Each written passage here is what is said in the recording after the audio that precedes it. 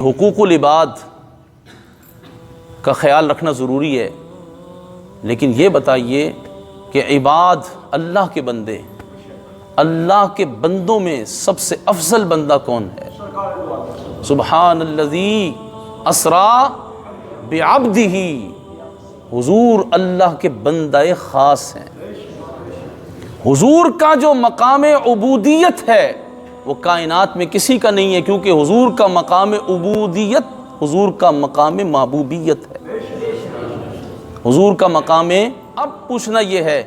کہ آپ ماں کا حق، باپ کا حق، بھائی کا حق، بیٹے کا حق، شوہر کا حق، بیوی کا حق، رشتہ داروں کا حق، آپ کے ساتھ جو لوگ کام کاج کرتے ہیں ان کا حق یاد کر کے ان سے تو معافی مانگ لیں، لیکن جو اللہ کے محبوب کریم علیہ الصلوۃ والسلام کا ہم پر حق ہے، حضور پر نور صلی اللہ تعالی علیہ وسلم کی عزت و ناموس پر کفار نے جو حملے کیے، امت پر حق یہ تھا کہ امت ان گستاخوں سے بدلہ لیتی، امت ان گستاخوں سے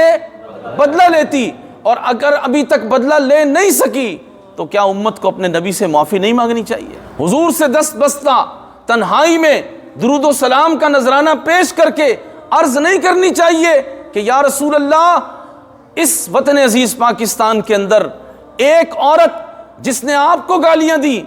اور آپ کے بعد قرآن کو گالیاں دی اور ام المومنین سیدہ خدیجہ پاک کی بے ادبی کی، یا رسول اللہ اس عورت کو اس حکومت نے پروٹوکول کے ساتھ بھگا دیا، ہم کچھ کر نہیں سکے، آپ ہمیں معاف فرما دیں اور ہمیں توفیق دیں کہ اس ملونہ کی زندگی ہم دنیا سے ختم کر دیں۔ میں آپ کے چہرے کے تاثر سے صرف اندازہ لگا رہا ہوں، اللہ کرے میرا اندازہ غلط ہی ہو، کہ آپ حقوق العباد والی بات تو جلد سمجھ گئے مگر حقوق رسول والی بات جلد نہیں سمجھ رہے۔ کوئی سمجھ رہا ہوگا، لیکن مجھے لگ ایسا رہا ہے، کیوں کہ ہماری اس بات پر کبھی توجہ ہی نہیں ہوئی کہ ہم نے رسول اللہ سے بھی معافی مانگنی، ہم نے رسول اللہ سے بھی معافی مانگنی ہے، کہ ہم نے حضور کی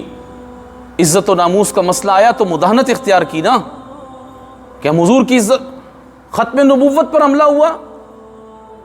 جس شخص کو خاتم النبیین کہنا نہیں آیا وہ ہمارے ملک کا وزیر اعظم ہے، جن لوگوں کو قل هو اللہ شریف، واقعی قل هو اللہ شریف پڑھنا نہیں آئی وہ ہمارے ملک کے وزیر ہیں، ہمارے سربراہ وہ لوگ ہیں کہ جن کو قرآن کریم فرقان حکیم پڑھنا نہیں آتا، ہم نے ان کے ہاتھ میں رسول اللہ کا دیا ہوا تحفہ پاکستان، ہم نے یہ پاکستان ان کے حوالے کر دیا، تو حضور سے معافی مانگنا نہیں بنتا؟ تو عزیز دوستو، رسول اللہ سے معافی مانگنے کا مطلب یہ ہے کہ یا رسول اللہ، ہم آپ سے وفا والی زندگی گزاریں، یہ نگاہ کرم آپ ہم پہ کر دیں۔ اگر شب برات سے پہلے اعمال نامے بند ہونے کا وقت جو آ رہا ہے اس سے پہلے یہ کام کر لیں، حضور کی نگاہ عنایت ہو جائے سارے مسلمان، اللہ کرے کہ پھر حضور کی عزت و ناموس کے لیے سب کھڑے ہو جائیں۔ فرانس میں جو گستاخی ہوئی، کیا اس کا بدلہ ہم نے لے لیا؟ لیکن ہماری زندگی میں ہنسی رک گئی، ہماری زندگی میں آسائشیں رک گئیں۔ فرانس میں جو گستاخی ہوئی تھی اس کا بدلہ حکمرانوں نے لے لیا؟ نہیں لیا، ان کا لینے کا ارادہ بھی نہیں ہے۔ یہ تو صرف آپ کو اتنا بتا سکتے ہیں، اقوام متحدہ میں بڑی تقریر کی ناموس رسالت پر عمران خان نے، خاک تقریر کی، نبی پاک صلی اللہ تعالی علیہ وسلم کی شان و عظمت کے خلاف انہوں نے جو بک بک کی اور جو کام کر دیا انہوں نے، جو آج تک انسانیت کی تاریخ میں عالم کفر کو ابھی تک اتنی ہمت نہیں ہوئی تھی، لیکن ہم نے 23 مارچ کو پریڈ کی ہے نا، پریڈ اسلحے کی نمائش کی ہے، ہمارے پاس غوری ہے، ہمارے پاس شاہین ہے، ہمارے پاس عبدالی ہے، ہمارے پاس الخالد ٹینک ہے، ہماری جدید آپ دوزیں بن رہی ہیں، ہمارے پاس سب کچھ ہے، لیکن ہم اسے رسول اللہ کی عزت کے لیے استعمال نہیں کر سکتے، ہم اسے ان گستاخوں کے خلاف استعمال نہیں کر سکتے۔ یہ کس لیے؟ یہ 23 مارچ کو زیارت کے لیے ہے، ان کی قوم زیارت کرے،